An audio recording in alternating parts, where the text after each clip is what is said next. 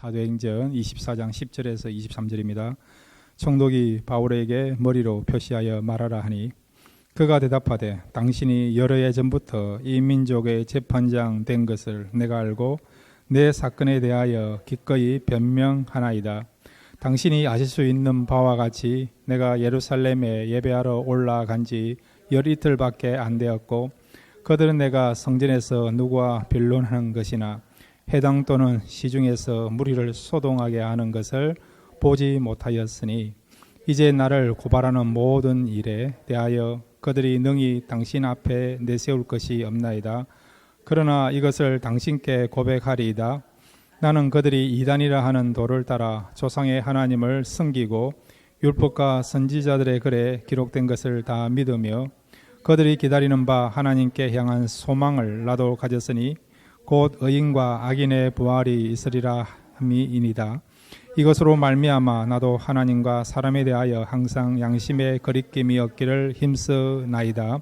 여러 해 만에 내가 내 민족을 구제할 것과 재물을 가지고 와서 드리는 중에 내가 결례를 행하였고 모임도 없고 소동도 없이 성전에 있는 것을 그들이 보았나이다. 그러나 아시아로부터 온 어떤 유대인들이 있었으니 그들이 만일 나를 반대할 사건이 있으면 마땅히 당신 앞에 와서 고발하였을 것이요 그렇지 않으면 이 사람들이 내가 공회 앞에 섰을 때에 무슨 옳지 않은 것을 보았는가 말하라 하소서. 오직 내가 그들 가운데 서서 외치기를 내가 죽은 자의 부활에 대하여 오늘 너희 앞에 신문을 받는다고 한 이 한 소리만 있을 따름이니이다 하니 벨릭스가 이 도에 관한 것을 더 자세히 아는 고로 연기하여 이르되 천부장 루시아가 내려오거든 너희 일을 처결하리라 하고 백부장에게 명하여 바울을 지키되 자유를 주고 그의 친구들이 그를 돌보아 주는 것을 금하지 말라 하니라. 아멘. 우리 함께 기도하겠습니다. 하나님, 이 밤에 저희들 말씀 듣기를 원합니다. 하나님 말씀해 주옵소서. 저희들 겸손하게 말씀 들을 때에 영의 눈이 뜨여지게 하옵소서. 하나님을 경험하게 하옵소서. 염려와 두려움이 물러가게 해주시고 또한 우리의 연약한 것이 강해지게 해주시고 영적으로나 마음적으로나 육적으로 치유받고 회복되는 귀한 시간 될 수 있도록 말씀 가운데 역사해 주옵소서. 저희들 사모하며 말씀 듣기를 원합니다. 예수님의 이름으로 기도드렸습니다. 아멘. 할렐루야. 이 밤의 말씀을 통해서 은혜 많이 받으시길 바랍니다. 은혜는 있습니다. 하나님은 우리에게 은혜 주시고자 다 준비되어 있습니다. 우리가 믿음으로 간절함으로 끈질기게 구하시면 하나님이 우리에게 예비해 놓으신 풍성한 은혜를 경험하게 될 줄로 믿습니다. 오늘 본문의 내용은 지난주와 계속 연결돼요. 사도 바울이 지금 가이사라에 있는 로마 총독 관저에서 지금 백부장의 지하에 보호를 받고 있는 그런 가운데 있습니다.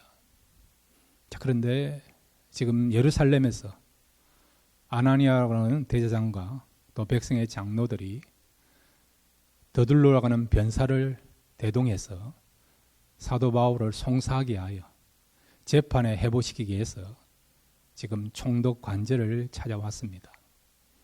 지난 시간에는 이제 원고를 할 수 있는 더둘로가 사도 바울에 대해서 이런 제목으로 우리가 송사하고 재판에 해부합니다. 그렇게 더둘로가 아나니아를 대신해서 대제사장 아나니아를 대신해서 이렇게 종교 지도자들의 그런 주장들을 이제 변호사 더둘로가 이야기를 하였어요. 그리고 나서 오늘 본문에 보면 이제 총독 벨릭스가 사도 바울에게도 변명할 수 있는 자기의 주장을 이야기할 수 있는 기회를 주게 되었습니다. 그래서 오늘 본문의 내용은 사도 바울의 그런 변론이라 할 수 있죠. 이 사도 바울의 변론을 통해서 우리가 붙잡을 두 가지 교훈만 함께 생각하겠습니다. 첫 번째로 한번 따라해 주시기 바랍니다. 가장 가치 있는 삶을 살자. 예, 지금도 여러분들 그렇게 사시지만은 앞으로도 남은 생에 하나님 앞에 가는 그날까지 가장 가치 있는 삶을 사시기를 바랍니다. 자, 여러분, 우리가 인류 역사를 보면 위대한 그런 어떤 발명품이 있고 또 발명가가 있지 않습니까? 그래서 이런 발명품을 만든 사람, 또 위대한 업적을 남긴 사람에 대해서 우리는 가치 있는 삶이다, 그렇게 우리가 이야기를 하지 않습니까? 자, 인류의 문명 가운데서 여러분 가장 그래도 좀 기억남을 소중한 그런 가치 있는 그런 발명품이나 또 그런 일들이 무엇입니까? 불의 발견을 할 수 있고 불, 또 전기를 만든 거라든지, 또 자동차를 만든 거라든지, 또 비행기를 만드는 거라든지, 그 다음에 여러분 컴퓨터를 만들어서 일상생활에서 이렇게 혁신적인 그런 아름다운 일들이, 또 편리한 일들이 나타난 일이라든지, 이런 일들은 또 어떻게 보면 인류 역사 가운데서 어떻게 보면 가치 있는 일을 할 수 있죠. 이것 말고도 여러분 음악을 보면, 음악 역사를 보면 또 위대한 그런 어떤 작곡자나 또 위대한 그런 연주가가 있지 않습니까? 바하라든지 핸델이라든지 또 모차르트라든지, 그 다음에 또 베토벤이라든지, 이분들이 작곡한 그런 음악을 들으면 얼마나 이렇게 편안해지고 어떤 경우 힐링이 되는 것을 경험하고 있지 않습니까? 이런 일 말고도 여러분 역사를 위하여, 또 세계를 위하여, 또 나라 국가를 위하여, 심지어는 직장 가정을 위해서 위대한 일들을 한 사람들이 얼마나 많이 있습니까? 자, 그렇다고 한다면 진짜 위대한 일이 무엇이고 가장 소중한 일은 무엇일까요? 국가를 위해서 일하는 거 필요합니다. 소중합니다. 가정을 위해서, 사회를 위해서, 인류를 위해서, 인류의 그런 발전을 위해서, 성장을 위해서 일하는 거, 수고하는 거 의미 있고 가치 있습니다. 그렇지만 여러분 가장 가치 있는 일은 무엇입니까? 그것은 여러분 영혼을 구원하는 일이 가장 가치 있는 일로 여기시기를 바랍니다. 영혼을 구원하는 것은 이 땅에서만 행복한 것이 아니라 영원토록 기쁨과 행복을 줄 수 있는 일이 무엇입니까? 영혼을 위해서 우리가 투자하고 헌신하는 일 아닙니까? 오늘 사도 바울은 자신을 위해서 변론할 수 있는 기회가 주었어요. 자신을 위해서 변론한다는 것은 내가 죄가 없다, 혐의가 없다, 그러니 나를 더 이상 이렇게 구금시키지 말고 자유인이 되게 해달라, 석방시켜달라, 그런 목적을 가지고 지금 총독이 사도 바울에게 너희의 주장을 마음껏 한번 이야기해봐라, 사람들을 한번 설득해봐라, 그런 의도를 가지고요 변론할 수 있는 기회를 준 것입니다. 자, 그런데 사도 바울은 자기의 주어진 천금 같은 변론할 수 있는 기회를 무엇을 위해서 사용하느냐? 오늘 본문에 보면 사도 바울이 언급하는 내용 가운데 여러분 자기가 오해받고 모함받은 그 부분에 대해서도 분명히 이야기합니다. 지금 백성들이 무슨 제목으로, 무슨 이유로 사도 바울을 고발했는가 하니까 이 사도 바울이요 지금 이 유대 사회를 소란케 했다는 겁니다. 그 다음에 전염병 같이 이 사회에 나쁜 것들을 퍼뜨리고 악 영향을 미쳤다는 것입니다. 그 다음에 이 사람은 나사렛 이단의 개수라는 거죠. 그 다음에 이스라엘 백성들이 성서시 여기는 성전을 더럽혔다는 것입니다. 이런 제목으로 지금 사도 바울을 고발하고 또 재판 자리에 회부하게 한 것입니다. 이 부분에 대해서 사도 바울이 언급을 해요. 나는 사회 문제를 일으키는 그런 소요를 일으킨 적도 없고 나는 전염병도 아니고 그 다음에 나는 이단의 개수도 아니라고 했어요. 내가 믿고 있는 이 신앙은 유대인들도 하나님을 믿는데 우리도 동일하게 하나님을 믿고 있고, 그 다음에 우리도 구약 성경을 인용하고 있고 또한 받아들이고 사용하고 있는 그런 사람들이다. 그러니까 우리가 갖고 있는 신앙은 잘못된 이단 그런 어떤 신앙이 아니라 참된 신앙이다. 분명하게 기독교에 대해서 정의를 하고 변론하고, 그리고 또한 기독교에 대해서 긍정적인 그런 내용들을 그가 지금 총독 앞에서 또 그를 고소한 그런 대장이나 장로들 앞에서 분명하게 우리가 믿고 있는 신앙과 진리가 뭔가를 드러내고 또 소개하고 있는 것을 보게 됩니다. 이것 말고도 자신은 성전을 더럽힌 적이 없다는 거죠. 정결 예식에 참여하기 위해서 성전에 내가 왔고 또 성전에 머문 기간도 짧다는 것을 이야기하고 있습니다. 그러니까 이 모든 것이 지금 유대인들이 또 백성들을 대표하는 종교 지도자들이 자기를 오해하고 모함하게 하여서 이런 제목을 붙여서 지금 나를 송사하였고 또 재판 자리에 해부했다고 그렇게 주장하고 있는 것입니다. 그러면서 사도 바울이 자신을 위하여서 변론하면서 꼭 빠지지 않고 중요하게 주장하는 것이 있습니다. 그게 뭐냐니까, 자, 오늘 사도행전 24장 15절 말씀 같이 읽겠습니다. 시작. 그들이 기다리는 바 하나님께 향한 소망을 나도 가졌으니 곧 의인과 악인의 부활이 있으리라 하매니라. 아멘.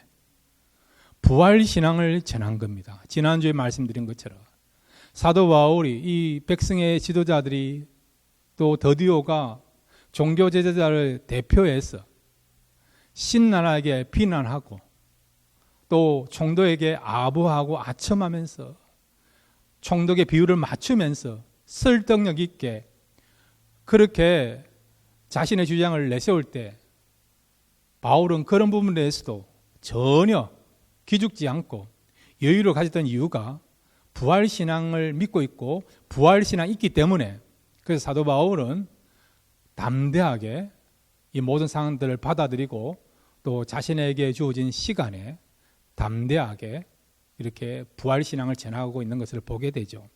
자, 그런데 오늘 본문에 보면 사도 바울이 뭐라고 이야기합니까? 의인과 악인의 부활이 있으리라 하매니라. 예, 부활이 있다는 거예요, 여러분.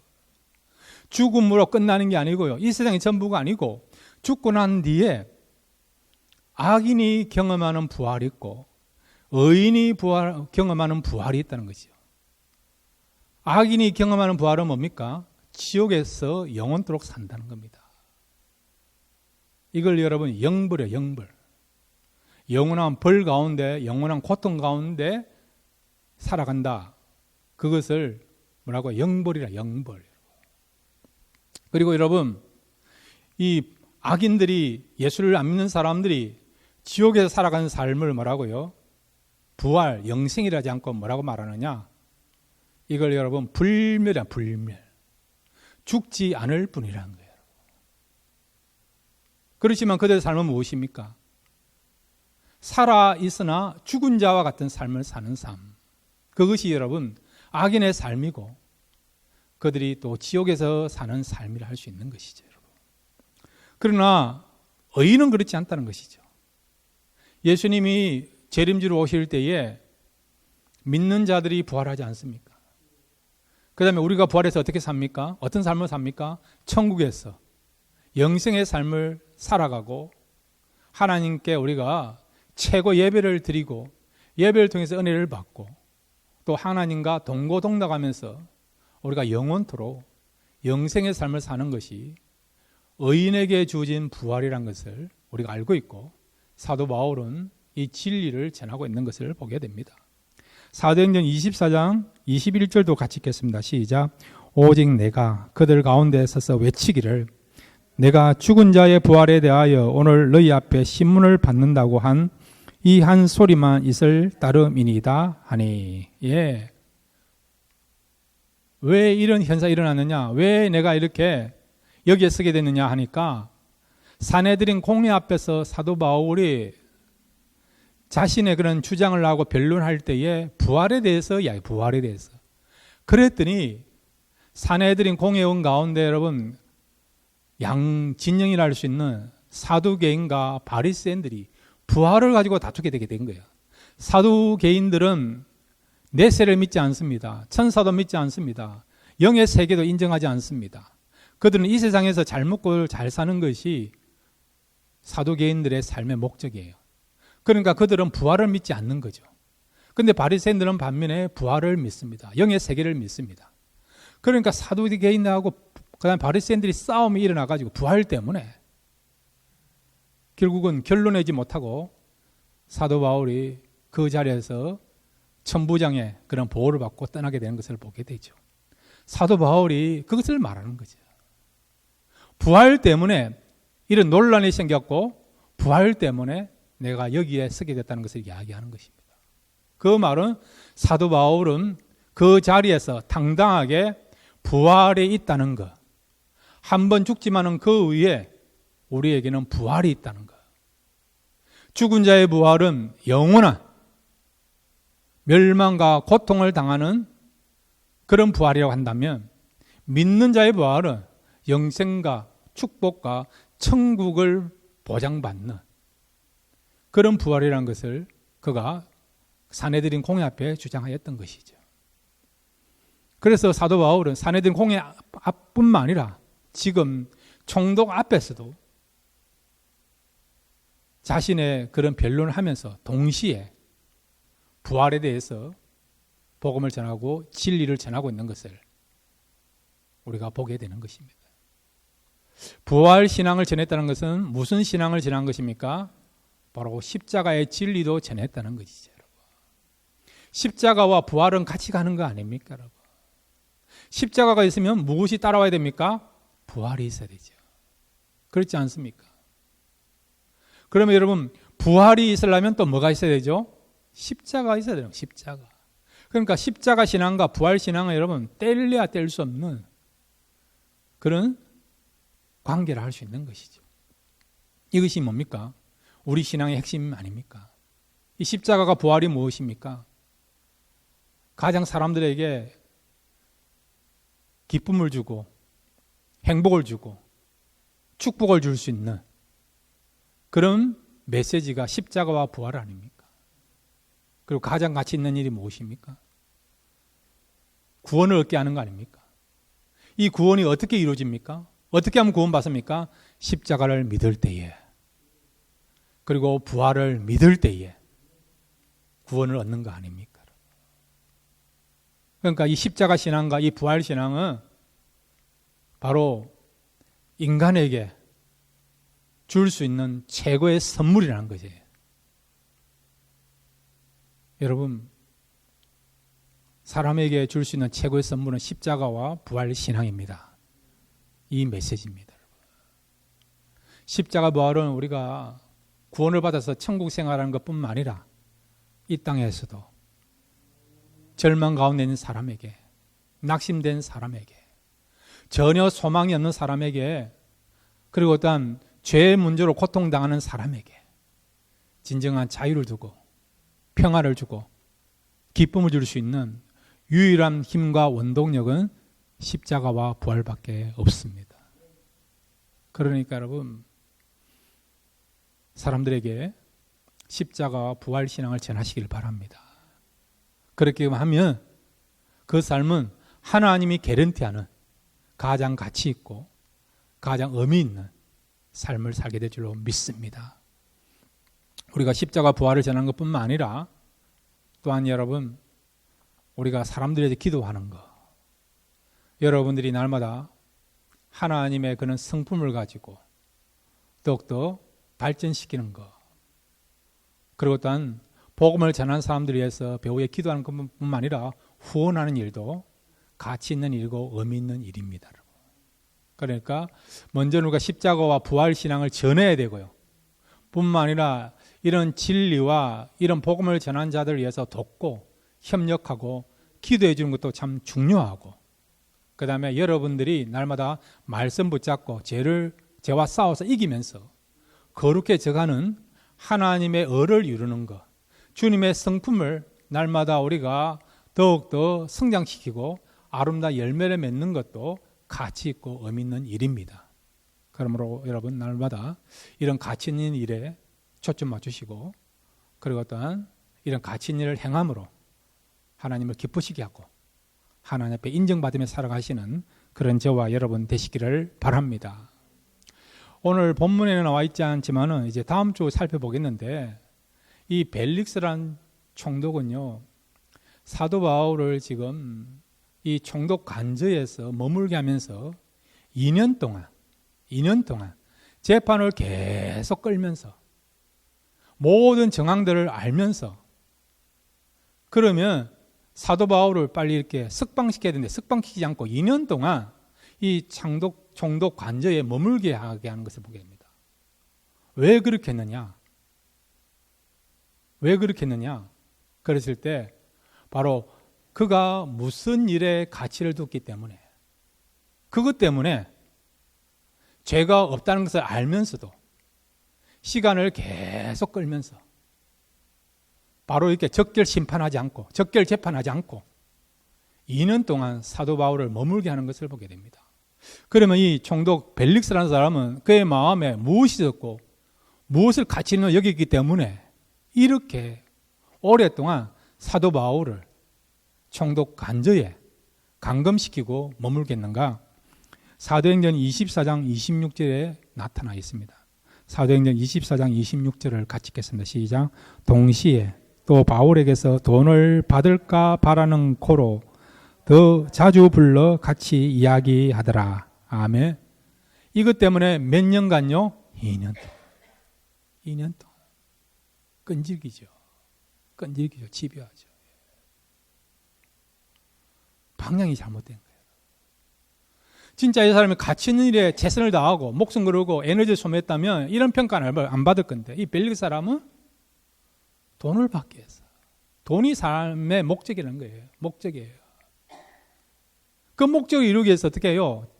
죄 없는 것을 알고 사도 바울이 지금 형을 받을 수 있는, 감옥에 들어갈 수 있는 그런 제목이 없는 것을 알면서도, 이 사람이 죄인이 아닌 것을 알면서도 지금 유대인들이 지금 모함하고 오해해서 자신들의 이기심을 추구하게 하여 사도 바울을 지금 송사하고 재판에 해부한 것을 알면서도 이 벨릭스라는 사람은 그의 마음에 뭐가 있느냐? 어떻게 해서라든지 이 피고를 통해서 또 죄인들을 통해서 뇌물을 받기를 바라는 그런 목적 가지고 2년 동안 끈질기게 사도 바울을 조기 석방시키지 않고 그를 총독 관저에 머물게 하는 것을 보게 되죠. 그러니까 여러분, 사도 바울하고 지금 벨릭스 사람은 전혀 다르지 않습니까? 한 사람은 진짜 가치 있는 일에 최선을 다하고 있고, 한 사람은 어떻게 하든지 시간이 있으면, 기회가 되면 자기가 원하는 물질을 얻기 위해서 최선을 다하는 그런 삶을 사는 것을 보게 되죠. 하나님 앞에 설 때 우리가 어떻게 살았느냐 하나님 평가하십니다. 살아있는 동안에도 우리의 삶을 돌아볼 때에 스스로가 알지 않습니까? 내가 정말 가치 있는 최선을 다하느냐, 아니면 가치 있느냐고는 상관없이 사람들이 손가락질하고 비난을 하도 나는 내가 원하는 것을 이룬다, 내가 원하는 것을 이루면 된다, 자기 만족만을 위해 사는 사람이 있지 않습니까? 벨릭스는 그런 사람이라는 거예요. 그러므로 여러분, 우리 남은 생에 정말 가치 있는 일에 최선을 다하며 살아가시는 그런 저와 여러분 되시기를 바랍니다. 두 번째로 여러분, 오늘 사도 바울의 변론을 통해서 또 하나님이 우리에게 주시고 그냥 귀한 교훈이 있습니다. 한번 따라해 주시기 바랍니다. 늦어질수록 하나님의 역사는 더 크게 나타난다. 이 사실 믿으시길 바랍니다. 우리 한국분은 조급해요. 그래서 우리 한국분은 빨리빨리잖아요. 빨리빨리 얼마 잘합니까? 그래서 그런 말 있지 않습니까?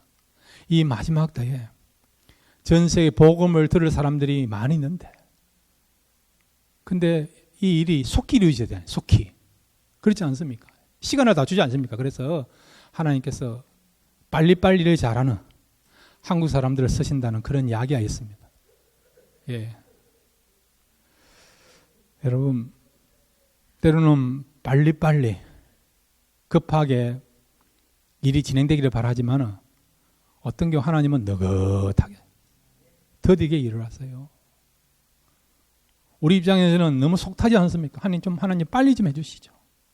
빨리 기도도 응답해 주시고, 빨리 또 회복해 주시고, 빨리 좀 부흥도 해주시고, 빨리 또 우리 자녀들 좋은 배우자 만나게 해주시고. 이제 나이가 40이 넘어가고 있는데 언제 우리 자녀들 결혼합니까? 막 속이 타신 부모님 있지 않습니까? 예, 이해가 됩니다. 이해가 됩니다. 근데 하나님은요, 빨리도 일하시지만은 어떤 경우는 느긋하게 일하세요. 우리 생각에 늦게도 일을 하세요. 늦게도. 늦음막 지역에 늦은 순간에도 하나님은 일을 하십니다. 근데 성경 역사 보면 늦어질수록 하나님의 역사가 더 크게 나타난다는 걸 믿으시길 바랍니다. 나사로를 살릴 때 보세요.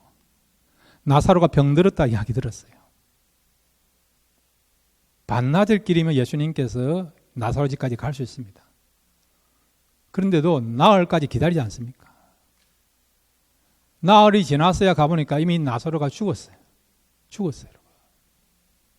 소식을 들었을 때는 나사로가 살아있습니다. 심장이 따뜻한 때입니다.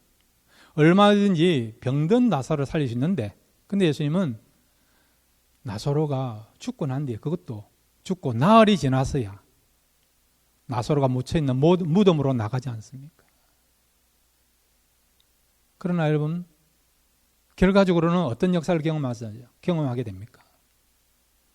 예수님이 그 소식을 들어서 빨리 오셔서 병들어 있는 나사로를 살렸다 그러면 예수님은 어떤 일을 한 겁니까? 병들어 있는 나사로를 살리신 것입니다. 그런데 비록 나사로가 죽은 지가 나흘이 지났지만은 나흘이 지나서 주님께서 나사로 무덤 앞에 설 때는 어떤 역사가 일어났습니까? 병든 나사로가 아니고요, 이미 숨이 끊어진 죽어 있는 죽은 자를 살리시는 그런 능력을 주님께서 행하신 것이죠. 그러니까 늦으면 늦어질수록 어떤 경우에 하나님의 더 큰 역사를 우리가 경험할 수 있다는 것입니다. 가나 혼인잔치도 마찬가지예요, 여러분. 이미 그 혼인을 주재하는 그 집에서 준비한 포도주는 다 떨어졌습니다. 그런데 예수님이 물이 변하여 포도주가 되게 하시지 않습니까? 예수님이 만드신 포도주는 어떤 포도주입니까? 혼인집에서 준비한 그 포도주보다도 더 맛있는 최고의 그런 어떤 퀄리티를 갖고 있는 최상품의 포도주를 주님께서 만들어 주시고 제공하시지 않습니까? 그러니까 늦으면 늦을수록 하나님의 더 큰 역사가 나타난다는 것을 우리가 보게 되는 거죠. 자, 오늘 이 벨릭스가요, 사도 바울을 바로 이렇게 판결내지 않고 재판을 계속 연기합니다. 판결을 계속 연기합니다. 2년 동안 연기하게 됩니다. 자, 여러분, 사도행전 24장 22절 23절을 같이 읽겠습니다. 시작. 벨릭스가 이도에 관한 것을 더 자세히 아는 고로 연기하여 이르되 천부장 루시오가 내려오거든 너희를 처결하리라 하고 백부장에게 명하여 바울을 지키되 자유를 주고 그의 친구들이 그를 돌봐주는 것을 금하지 말라 하니라. 아멘. 처음에는 천부장 핑계대고 나중에는 또 다른 핑계대고 그래서 2년을 거예요. 2년을. 이 벨릭스의 목적은 오직 돈을 받게 하여 뇌물을 받게 하여 그런 목적 가지고 2년씩이나 시간을 연장시키면서 사도 바울을 붙잡고 있는데, 그런데 오히려 여러분 이렇게 사도 바울이 빨리 나가지 않고 더디게 결국 어떻게 예루살렘을 떠나게 됩니다. 이스라엘 떠나게 됩니다. 나중에 여러분 벨리스가 떠나고 베스도라는 총독이 와가지고요 바로 이렇게 재판을 해요. 그래가지고 사도 바울이 가이사 앞에 재판 받겠다 해가지고요. 이제 총독 권한으로서는 재판을 할 수 없기 때문에 황제 앞에서 재판 받겠다 그러면 시민권자는 로마에 가서 재판을 받아야 되는 것입니다. 그 당시 여러분 로마법이 그런 것입니다. 그래가지고 이제 벨릭스 후임으로 온 베스도라는 총독이 사도 바울이 가이사 앞에서 재판 받겠다 그렇게 신청했기 때문에 그걸 받아들여서 사도 바울을 어떻게 해요? 로마로 이렇게 배를 태워서 보내게 됩니다. 만약에 여러분 사도 바울이 벨릭스 총독 때 빨리 나왔다. 그러면 어떤 일이 벌어질까요? 빨리 나왔다 하면 아직도 여러분 그 총독 주변이나 이스라엘 전역에 사도 바울을 죽이려고 하는 결사대가 여전히 눈에 불을 켜고 그날만 기다리고 있는 것입니다. 마치 맹수들이 먹이가 떨어지기를 기다리는 것처럼 아직도 사도 바울을 죽이려고 하는 그런 유대인들이 시퍼렇게 눈을 뜨고 언제 석방되는가 그날만 학수고대 기다리게 되는 것이죠. 그런데 사도 바울이 그렇게 나오면 로마도 가보지 못하고 그냥 예루살렘에서나 이스라엘 땅에서 죽을 수밖에 없는 그런 일이 벌어질 수 있죠. 이 모든 것들을 하시는 하나님께서 비록 이 벨릭스는 돈을 받기 위해서 그런 목적 가지고 인원을 사도 바울을 감금시켰지만 그러나 그 벨릭스 위에서 역사하시는 분이 누굽니까? 하나님 아닙니까? 하나님. 하나님께서 모든 것들을 주장하심으로 말미암아 사도 바울이 결국 가장 안전할 때에 로마로 보낼 수 있도록 로마로 갈 수 있도록 모든 역사를 진행하시고 또 하나님이 간섭하셔서 사도 바울을 안전하게 그런 죽음의 그런 위험으로부터 벗어나게 하시고 또 로마로 가게 하시고 로마에서도 사도 바울이 복음을 전하게 하시는 것을 우리가 보게 되는 것입니다. 그러니까 더디게 역사할 때는 다 이유가 있습니다. 늦게 응답될 때도 다 이유가 있어요. 늦게 회복될 때도 다 이유가 있습니다. 왜? 하나님의 선한 뜻 가운데서 이루어지는 일이고 하나님의 더 큰 역사를, 더 큰 은혜를, 더 큰 기쁨과 감동을 주시고자 때로는 하나님께서 얼마든지 더디게 일을 하시고 또 늦어질 만한 그런 상황으로 우리의 삶을 이끌어가는 것을 보게 되는 것입니다.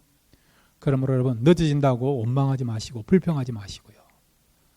하나님의 역사가 나타날 때까지 인내하시고 하나님께 여전히 소망을 두고 바라보시기를 바랍니다. 하나님은 일하십니다. 정확한 때에 일을 하십니다. 그리고 가장 은혜와 감동과 기쁨과 큰 역사가 나타날 그 타이밍에 하나님이 가장 크게 영광 받으실 그 타이밍에 일을 하십니다. 그런 하나님의 것을 믿고 날마다 하나님 바라보면서 끝까지 인내함으로 하나님의 큰 역사를 날마다 경험하며 살아가시는 저와 여러분 되시기를 주님의 이름으로 축원드립니다.